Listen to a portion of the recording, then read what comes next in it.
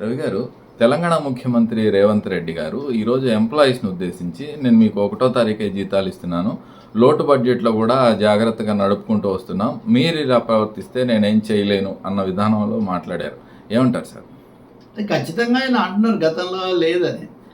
మీరు చూడండి, అసలు జీతాలు ఇవ్వడం అనేది ఒక పెద్ద విశేషంలాగా ముఖ్యమంత్రులు చెప్పడం, గతంలో ఇవ్వలేదు మేము ఇచ్చామని. మీరు ఆంధ్రప్రదేశ్లో, తెలంగాణలో, జాతీయ స్థాయిలో కూడా చాలా చోట్ల ఈ ధోరణి చూస్తారు. ఇది ప్రభుత్వాలు ఆర్థికంగా ఎలా కడగాలని ఎదుర్కొంటున్నాయి, ముఖ్యంగా రాష్ట్రాల ప్రభుత్వాలు. మరొక వైపు చూస్తేనేమో భారీగా రాయితీలు ఇస్తుంటారు కార్పొరేట్లకు, వాళ్ళకంతా. ఈ ఉద్యోగులు ఉంటేనే కదా ప్రభుత్వం అంటే ఏంటండి అసలు? ఉద్యోగులు యంత్రాంగం అంటే ఏంటి అసలు? ప్రభుత్వం అంటే అధికారులు, ఉద్యోగులే కదా, ఆఫీసులు, అంతే కదా. కాబట్టి ఏదో ఈ గతంలో కూడా చంద్రబాబు కూడా పుస్తకం రాశారు ఫ్రాంక్లీ స్పీకింగ్లో ఇలాంటి విషయాలన్నీ.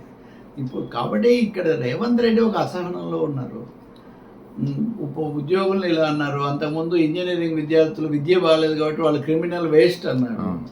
ఉపాధ్యాయులతో చర్చలు జరిపి ఉపాధ్యాయుల కోరికలు కూడా ఏమీ పరిష్కరించలేదు. సో నిన్న ఉపాధ్యాయ సంఘాలన్నీ సమావేశమై రేవంత్ రెడ్డి గారు చెప్పిన స్ఫూర్తితోనే మేము ఈ విషయాల మీద ఉద్యమం చేస్తామని వాళ్ళు కూడా ప్రకటించారు. ఇంకా చిరుద్యోగులు వాళ్ళందరూ ఉన్నారు. రేపు జైలు భరో కూడా రాజ్భవన్కి వెళ్తున్నారు వీళ్ళంతా. అంటే జాతీయంగా జరుగుతుంది ఇక్కడ కూడా.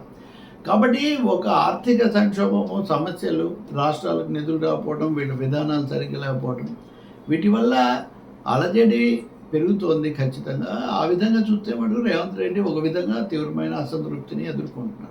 మీరు ఇంకొకటి కూడా జోడించవచ్చు. ఇప్పుడు హైడ్రా రంగనాథ్ ఆయన మీరు తప్పించాలని హైకోర్టు గట్టిగా చెప్పింది. ఆయన నేనేం తప్పు చేయలేదు, కబ్జాదారులే నా అని ఆయన అన్నారు. రేవంత్ రెడ్డి గారు అప్పుడు ఢిల్లీలో ఉన్నారు, వచ్చారు. ఇప్పుడు రంగనాథ్ మళ్ళీ డ్యూటీలో చేరారు.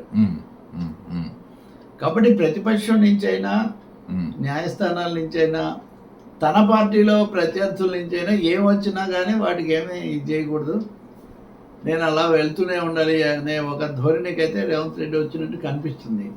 ఇప్పుడు ఆయన విదేశీ పర్యటనకు వెళ్తున్నారు 22 రోజుల పాటు. దానికోసం శాసనసభ ఒక్కరోజే జరుపుతారని కూడా ఒక ఇది నడుస్తుంది. సో తెలంగాణ రాజకీయాలు బాగా వేడివేడిగా నడవబోతున్నాయి. Right sir.